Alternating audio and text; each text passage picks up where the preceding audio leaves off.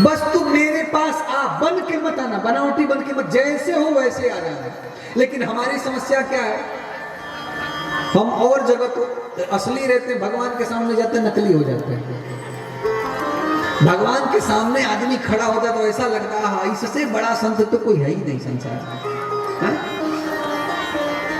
और जैसे भगवान के पास मंदिर से हटेगा, जाके दुकान में चाहे दिन भर ठगता रहे, तब से तो भगवान से तो झूठ मत बोलो, भगवान के सामने तो ईमानदार रहो।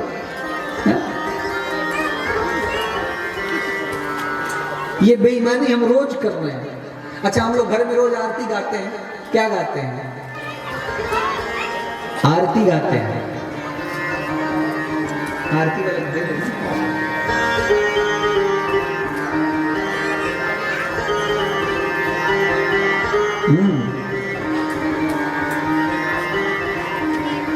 कौन सी पंक्ति है वो? हाँ, तन मन धन सब तेरा, प्रभु सब कुछ है तेरा, तेरा तुझको अर्पण क्या लागे मेरा, ओम जय जगदीश हरे। गाते हैं ना, रोज आरती होती घरों में, कहते हैं प्रभु तन मन धन सब तेरा, प्रभु सब कुछ है तेरा। इस लाइन को तो 2-3 बार बोलते हैं, तेरा तुझको अर्पण क्या लागे मेरा।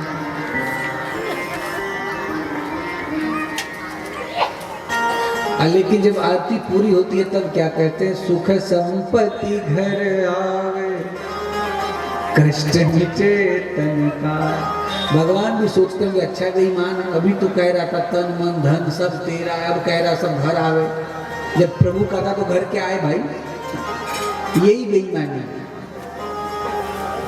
यही चतुराई। एक आदमी रोज मंदिर जाता था, बड़ा कंजूस, बैंक में 20 लाख रुपया जमा किया था, लेकिन 1 रुपया ना कभी दान करे। भगवान के पास जाके एक ही बात कहे, नहीं विद्या नहीं बाहुबल नहीं खर्चन को दान, यही कहता।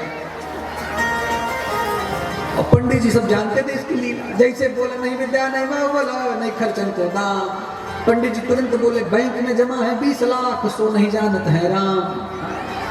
जो बैंक में जमा किया 20 लाख, वो भगवान को जानते नहीं कि इन्हीं से झूठ बोल रहे।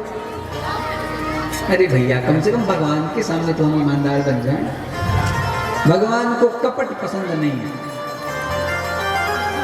नकलीपना पसंद नहीं है।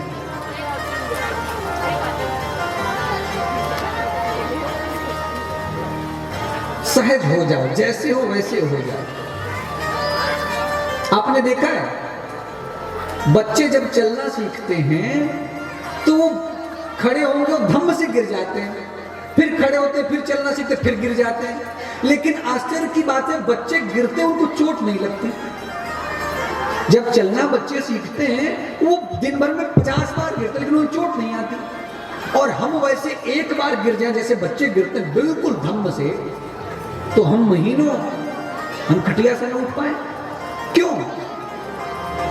उसका एक ही कारण है, बच्चा जैसा रहता है वैसा सहज गिर जाता है, वो बचने का प्रयास नहीं करता। एक आपको मनोविज्ञान का एक्सपेरिमेंट बताऊं, यदि गाड़ी का एक्सीडेंट हो और उसमें 2 लोग बैठे हो, एक होश में हो और एक ने शराब पी रखी हो, तो जो होश में होगा उसको ज्यादा चोट आएगी एक्सीडेंट होने पे और शराबी को कम चोट आएगी। क्यों? क्योंकि वो शराबी नशे में वो जैसा था वैसे ही धम्म से गिर गए। लेकिन जो होश में वो बचते बचते धड़ी धड़ी धड़ी धड़ाम करके अपना हाथ पैर तोड़वा लेता है। मैं ये नहीं कह रहा हूं कि आप लोग शराब पी के गाड़ी चलाने लगो, मेरा कहने का मतलब ये नहीं है। मैं एक शोध की बात बता रहा हूं, उसका केवल कारण कि वो सहज है, वो बचने बनने की कोशिश नहीं कर रहा है। आप जो हो जैसे हो, भजन नहीं बनता कोई बात नहीं, केवल इतना कहना है प्रभु हम आपके हैं। अब जब ठाकुर जी के बन गए, अब आप अच्छे हो कि बुरे हो ये जिम्मा ठाकुर जी का है, आपका नहीं। ठाकुर जी को मन करेगा तो पवित्र बना लेंगे, मन करेगा तो ऐसा ही रखेंगे। लेकिन एक बात है कि हम प्रभु आपके हैं, और आपके नहीं है, सिर्फ आपके हैं। 2 जगह बटना नहीं है। ये तो कोई भी कह देता है मेरे तो गिरधर गोपाल, ये तो कोई भी कह सकता है, लेकिन ये कहने की हिम्मत किसी किसी में होता है मेरे तो गिरधर गोपाल, दूसरों न कोई, दूसरा कोई नहीं। पूतना को भगवान ने देखा नहीं क्योंकि नकली बन के आई है। अगर वैसे ही राक्षसी रूप में आती तो भगवान उसको देखते, नहीं देखा। भगवान ने नेत्र क्यों बंद किए, इसके बड़े सुंदर सुंदर भाव विद्वानों ने, संतों ने लिखे। श्रीधरी टीका में तो भगवान के नेत्र बंद करने के 108 कारण श्रीधराचार्य जी ने लिखा, 108 कारण। दो चार भावों का हम लोग भी श्रवण करें। भगवान ने क्यों नेत्र बंद किया, क्यों नहीं देखा पूतना को? पहला कारण तो यह है कि वो कपटी है, नकली बन के आया। दूसरा कारण, भगवान ने नेत्र इसलिए बंद कर लिया, भगवान नेत्र बंद करके भोले बाबा का ध्यान करने लगे। क्यों? ठाकुर जी बोले कि मैं आया था यहाँ ब्रज में माखन मिश्री खाने, दूध मलाई खाने, दूध दही माखन कुछ मिला नहीं, और ये मौसी जी विष लगा के पहले आ गए विष पिलाने के लिए।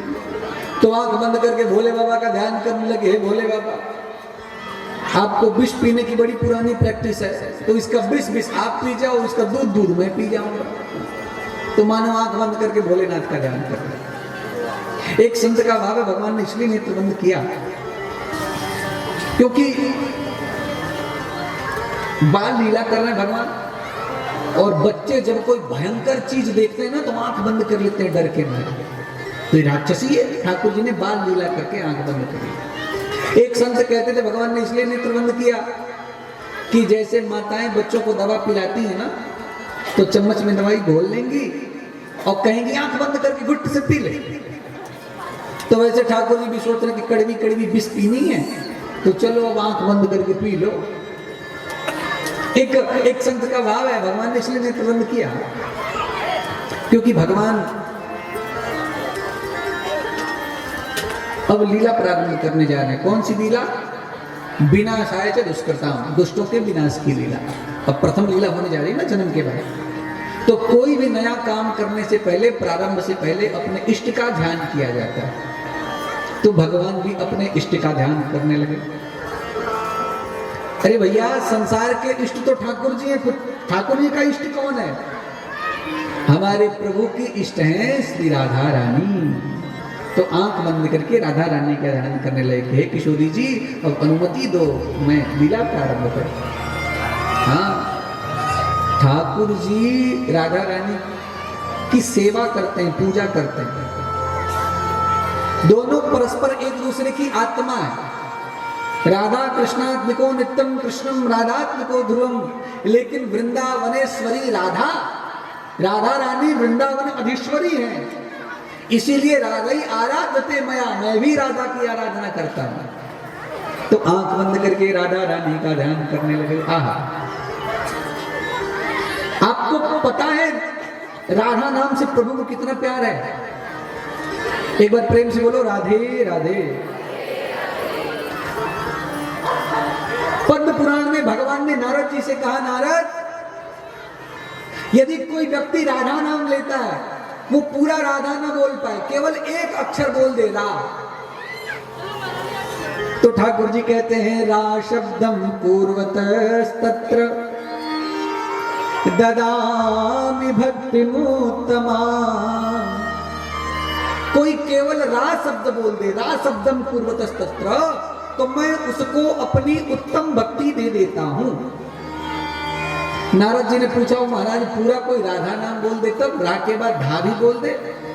तो ठाकुर जी कहते हैं धा शब्द बोलते ही धा शब्दम पूर्वतः पश्चात यामि श्रवण लोभतः।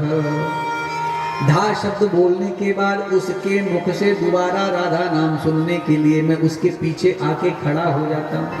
प्रेम से बोलो राधे राधे। इतना प्रेम है ठाकुर जी को राधा नाम से। इसलिए भैया जितना बन पड़े खूब राधे राधे करो, खूब राधा नाम जपो। राधे का नाम